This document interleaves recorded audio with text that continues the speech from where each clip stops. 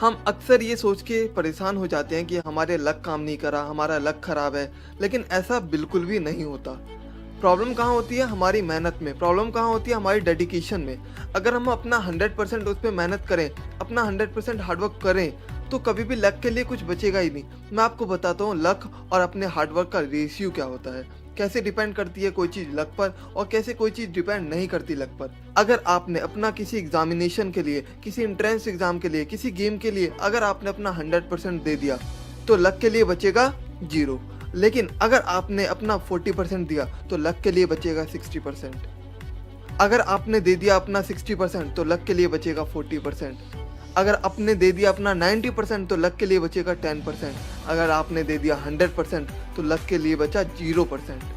तो आप समझ गए कि कोई भी एंट्रेंस एग्जाम लक पे डिपेंड नहीं करती। डिपेंड करती है तो सिर्फ और सिर्फ आपके मेहनत पे, आपके हार्डवर्क पे, आपकी डेडिकेशन पे।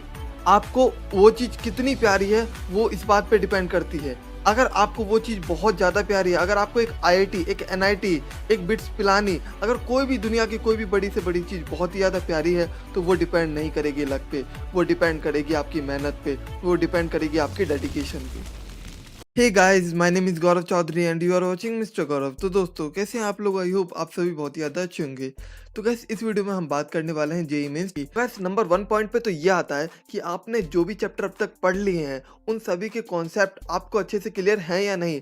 आपको सबके कॉन्सेप्ट अच्छे से रिवाइज़ हैं या नहीं? आप उनके सारे क्वेश्चन कर सकते हो या फिर नहीं कर सकते? कॉन्सेप्ट बेस्ड क्वेश्चन हो या फिर बात करें हम न्यूमेरिकल क्वेश्चन की, तो वो दोनों ही क्वेश्चन आप अच्छे से कर पा रहे हो या फिर नहीं कर पा रहे। तो सबसे पहले आपको ये मेक श्योर करना है, अगर आपको एक अच्छा स्कोर करना है, तो आपको सबसे पहले ये काम करना होगा कि आपने जो भी चैप्टर पढ़े हुए हैं, उन सभी चैप्टरों के जो कॉन्सेप्ट है, अच्छे से उनको रिवीजन करना होगा, अच्छे से उन्हें रिवाइज करना होगा और उनके सारे के सारे कॉन्सेप्ट आपके दिमाग में अच्छे से क्लियर होने चाहिए। एकदम क्लियर कॉन्सेप्ट आपके दिमाग में होना चाहिए किसी भी टॉपिक से रिगार्डिंग। जो टॉपिक आपने पढ़ रखा है और जो छोड़ रखा है उसे आप जाने दो, ठीक है? जितना पढ़ा है उतना सफिशियंट है, आप उतने में ही बहुत ही अच्छा स्कोर कर पाओगे। अब गाइस, बात करते हैं सेकंड मोस्ट इंपॉर्टेंट टॉपिक की, जो कि है आपको वेटेज पता होना चाहिए। आपने जो चैप्टर छोड़ रखे हैं, उन्हें एक बार चेक कर लो, कहीं उनकी वेटेज ज़्यादा तो नहीं है, कहीं उनसे एग्जामिनेशन में ज़्यादा क्वेश्चन तो नहीं आते। अगर ऐसा है कि आपने जो चैप्टर छोड़ दिया है और उनसे काफ़ी ज़्यादा क्वेश्चन पूछे जा रहे हैं, तो आपको क्या करना है? उन चैप्टरों को भी करना है, ठीक है? क्योंकि हमें एट द एंड अच्छा रिजल्ट लाना है, अच्छे मार्क्स लाने हैं। अच्छे मार्क्स कैसे आएंगे? अगर हम ज़्यादा मार्क्स वाले, यानी जो चैप्टर ज़्यादा आते हैं, जो चैप्टर के क्वेश्चन ज़्यादा आते हैं, उन्हें अगर पढ़ के जाएंगे, उनके क्वेश्चन करेंगे, तभी हमारा बेनिफिट होगा। तो हमें करना क्या है? जो भी चैप्टर ज़्यादा पूछे जाते हैं जेईई मेंस के अंदर में, उन चैप्टर को ज़रूर करना है। यानी हमें सारे चैप्टरों का वेटेज पता होना चाहिए और जो चैप्टर लेस इंपॉर्टेंट है उन्हें हम छोड़ सकते हैं। जो चैप्टर ज़्यादा इंपॉर्टेंट है और मॉडरेट लेवल पे इंपॉर्टेंट है, उन्हें हम ज़रूर करके जाएंगे, ताकि हमारा एक बहुत ही अच्छा स्कोर हो जाए। थर्ड जो सबसे इंपॉर्टेंट चीज़ है वो गाइज एक्यूरेसी। हम सबसे बड़ी मिस्टेक क्या करते हैं अपनी एग्जामिनेशन के अंदर में? क्वेश्चन करके तो आते हैं लेकिन गलत करके आ जाते हैं, सिली मिस्टेक्स हो जाती हैं। तो ऐसा बिल्कुल भी नहीं करना है। आपने जो भी क्वेश्चन किया है, मेक श्योर करें कि वो 100% करेक्ट होना चाहिए।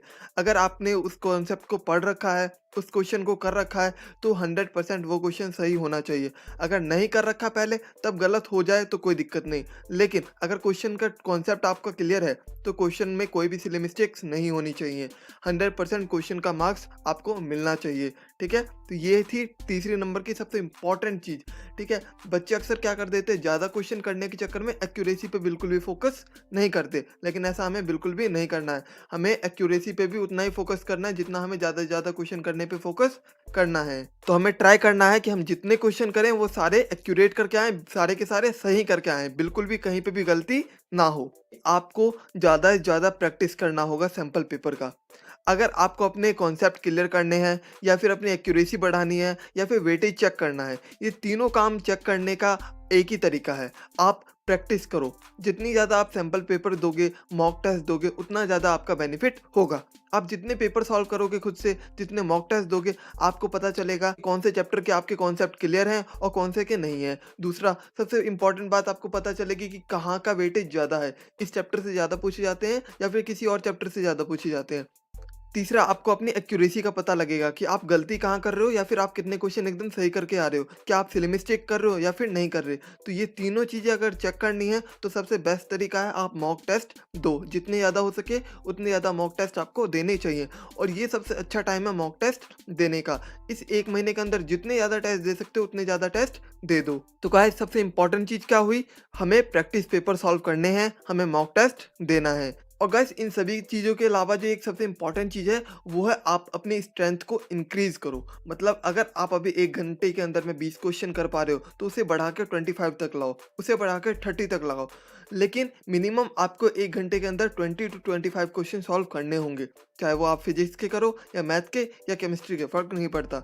लेकिन 1 घंटे के अंदर आपको एट लीस्ट, कम से कम बता रहा हूँ मैं, 20 टू 25 क्वेश्चन सॉल्व करने ही है। अगर आप 20 कर पा रहे हो तो बहुत अच्छी बात है, उसे 25 तक ले जाओ। अगर आप 25 कर पा रहे हो तो चेक करो क्या सारे के सारे क्वेश्चन आप एक्यूरेट कर पा रहे हो या फिर नहीं कर पा रहे। ये दोनों काम आपको अच्छे से करना है। अब गाइस, बात करते हैं नेक्स्ट चीज़ की, जो है एग्ज़ाम डे स्ट्रेटजी। इसका क्या मतलब है? बच्चे सोच रहे होंगे मैं बताऊंगा कि आपको एग्ज़ाम डे पे कैसा परफॉर्मेंस रखनी है। बिल्कुल भी नहीं, ऐसा बिल्कुल भी नहीं है।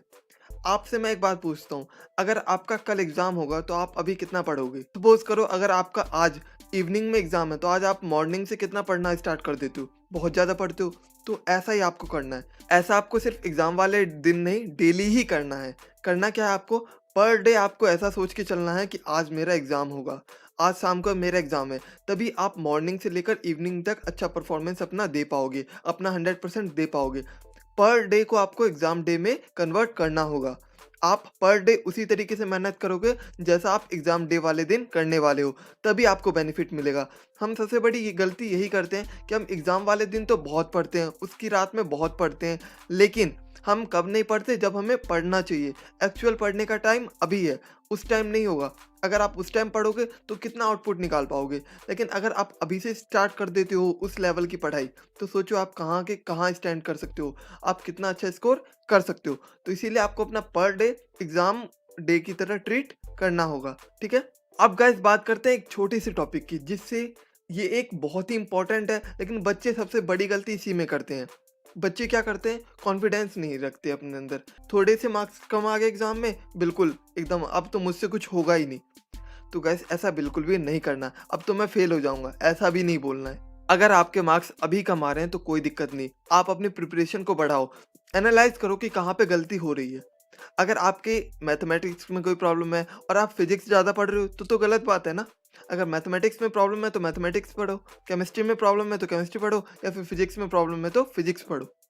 तो आपको ये पता कैसे चलेगा? आपको ये बात तब पता चलेगी जब आप खुद से पेपर दोगे, मॉक टेस्ट दोगे। अगर आपके नंबर कम आ रहे हैं तो देखोगे कि किस वजह से कम आ रहे हैं। कॉन्सेप्ट नहीं पढ़ा, चैप्टर नहीं समझ में आ रहा, या रीज़न क्या है, या मिस्टेक्स हो रही हैं। तो आपको ये चेक करना होगा। और एंड में यही बोलूँगा, शांत रहो, धीरज रखो, ठीक है ना? सब कुछ हो जाएगा, अच्छा स्कोर कर दोगे। बस तैयारी करो, हार्ड वर्क करो और साथ में थोड़ा बहुत स्मार्ट वर्क करो, ठीक है? आई होप गाइस आपको वीडियो पसंद आई होगी। वीडियो पसंद आई हो तो एक लाइक ज़रूर करना और दोस्तों के साथ शेयर ज़रूर करना। तो चलिए, मिलता हूँ आपसे अगली वीडियो में।